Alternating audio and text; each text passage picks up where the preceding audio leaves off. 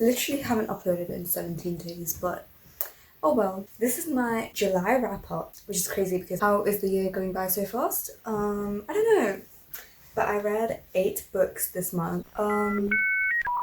Starting with Fate of the Tearling. I don't know why, I fully forgot about this book because I was actually really invested in the series Queen of the Tearling and Invasion of the Tearling of the first 2 books. First of all, I was fully shaken up because I'm like, what the hell was this book? The author really took it personally when they said never let them know your next move. Also, I was on Goodreads after I finished and I was so confused because there was a significant decline in the average rating compared to the other 2 books. I mean, I kind of get why. I don't know what she pulled in those last 2 chapters, but it was crazy. This book is about this girl called Kelsey, and she's basically the heir to the throne, raised away from throne and the court, so she gets a proper good fair education and can be a good ruler until she's of age, and then her mother's old queen's guards, I think they were called, they freaking escort her to the main kingdom to rule. And when I tell you she can rule, she made all of those decisions first day on the job. She's really giving Jude Duarte from The Cruel Prince. Oh my god, I love Kelsey so much.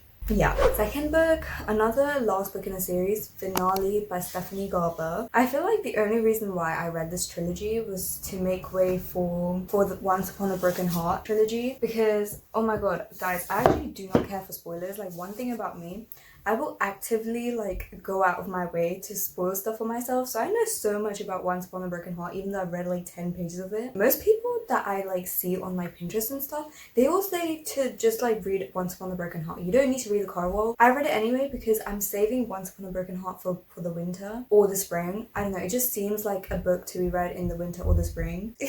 Not gonna lie, I hated the first Carwell book because I'm literally bro, what was this? I was so confused. I was you're trying to be in the Night Circus so bad. But then I carried on with the series because I was waiting to read Once Upon a Broken Heart. It's actually not too bad. They aren't the best books in the entire world. They're definitely some of the book talk, some of the trash that comes out of book talk every once in a while. It's good. You enjoy it while you're reading it, but it's definitely not something that, I was so obsessed with I was with The Cruel Prince or Six of Crows. If you don't already know, Carnival is it's about this circus that turns up and I genuinely don't know. So technically I do know what it's about because, I read it, but the explanation got lost somewhere between my brain and my mouth. So I recommend Googling it before you decide to read it. Yeah, I don't know, I've forgotten everything about it. Third book of this month was The School for Good and Evil. The only reason why I read this is because I bought the second and third book at a sale in the library. They both cost me 50p each, so I bought them obviously, but the thing is they didn't have the first one, they only had the second and third one. So I was literally what am I going to do with the second and third one if I haven't even read the first one? So I borrowed it from my school and I read the first one. It wasn't too bad. It's definitely something that's made for primary school kids, but the book is about this village called I don't know what. Every single year 2 kids from the village are kidnapped and taken, and one of them is taken to the school for good and the other is taken to the school for evil. And in that school there's a bunch of these kids who are basically being raised to be a part of a fairy tale. I feel the book was very cut and dry about good and evil. As someone who reads morally grey characters on a daily basis, this is not my cup of tea.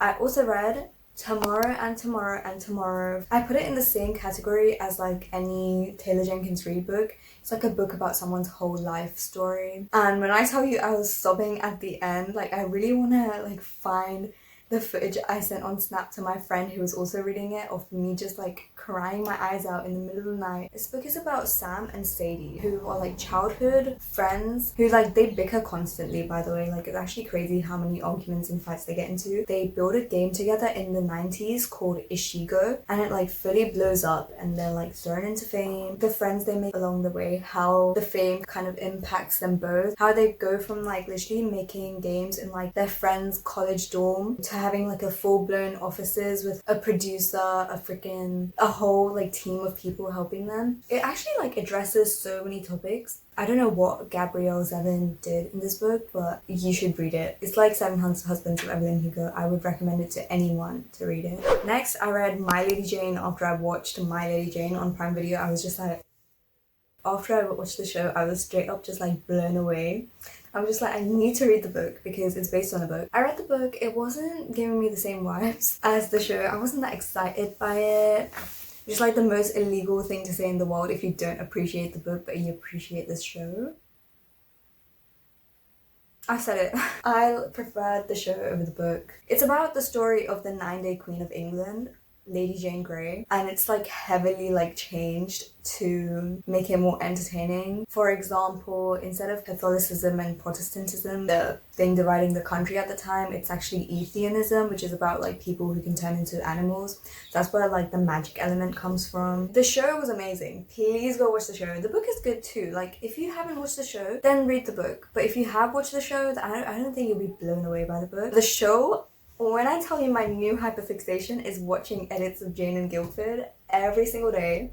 They are so amazing. I love them so much. Oh my god. Okay, another one that I watched just because I watched the show. Depends on whether you read it in German or English. Maxton Hall College or Save Me. Can I just say that like the British covers for these books are so basic that I had to like go onto like the Goodreads website and like change the cover to the German one. I feel like I read the book and I was like so bored. Do you know why? I have a reason. Like I love the book, but that's only because the show was such a good depiction of the book. It's crazy. Like everything, every single detail of the book was adapted into the show so perfectly that while reading the book, I got bored because I'm like, I already know to the T what's gonna happen next. So I'm gonna like do the right thing and read the second book before season 2 comes out, so that way, instead of being so freaking bored while reading, I'll be like, oh my god, I know what happens next, and then see it on the TV. I don't know what they did, but they adapted this book so perfectly. If only every single book adaptation went this way. Someone take notes. Also, like,